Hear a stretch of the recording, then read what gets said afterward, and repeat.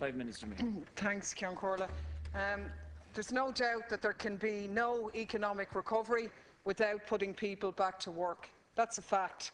But the reality of what we've had from this government is a lot of talk about jobs, but precious little being delivered. In fact, you could say this budget, like a lot of the statements coming from that side of the House, is really just a conjuring trick, a disappearing act where you put one thing on one side and take it on the other.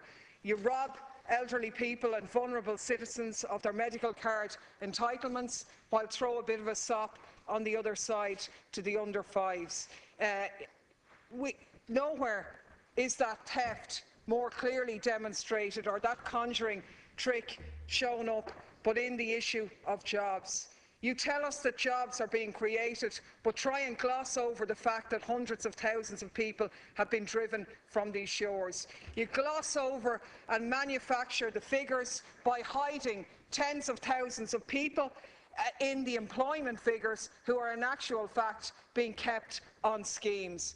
You ignore the fact that there's still over 400,000 people unemployed, and yet present a budget where there'll be a measly, in your own terms, 34,000 jobs created. Now, even if there were that number created, and you claim that figure for last year, it masks certain trends behind it. Because what we've had in the second quarter of this year was that youth unemployment has actually increased, and unemployment against women has increased as well. And they are the very groups that you are targeting in this budget. And you see, this has become now a bit of an ideology.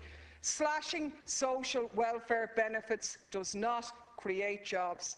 Other deputies have dealt very well that the problem with youth unemployment is not young people, it's not that they couldn't be bothered, it's not that they need to be driven out, it is that there are no jobs. And I would like you, Minister, to respond to those from your own ranks, the economists in the Nevin Institute, who've said that as a result of your budget, not only will you not be creating jobs, but you will be responsible for the elimination of 30,000 jobs as a result of this budget. And that makes sense. Everyone can see this. Minister Noonan gets up, pushes his budget and talks about economic growth, but hides the fact that the domestic economy has been decimated and has actually shrunk over the last number of years. And taking money out of people's pockets through necessary social welfare payments is not going to positively alter that situation. Now, you've been challenged by those people in the trade union movement to produce the research that says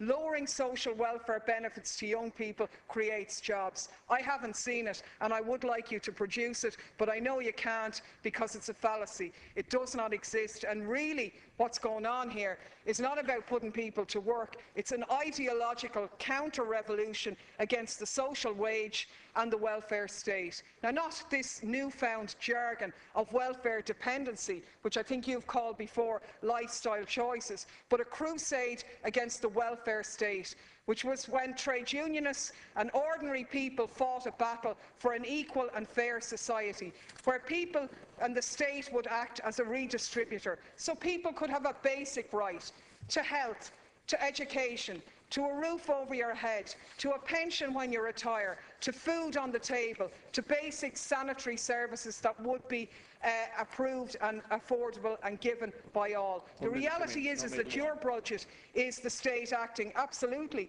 as a redistributor of wealth, all right, but this time out of the pockets of the lower and middle income earners and social welfare recipients, and this time into the pockets of the wealthy. We now have one of the most unequal societies in the world, and this budget makes it even more so. Every single organisation which has viewed your budgets has said that. And the reality is there is nothing different between the Tories and the Labour Party in Ireland. Your targeting of the young people is very much driving the earning or learning, or you can get out of this country. So, Minister, I think you need to, my colleague Deputy Collins has said, you should be really renamed as the Minister for Wealth Protection rather than social protection, because you've cut more than was even demanded by your masters in the Troika. You haven't touched a single measure in terms of wealth, in terms of forcing corporations to even pay the effective rate of taxation. Instead, these measures have pauperised the young, targeted the old, the sick and the vulnerable, and stood on the head the ideology of Connolly and Larkin, the party that you were a member of.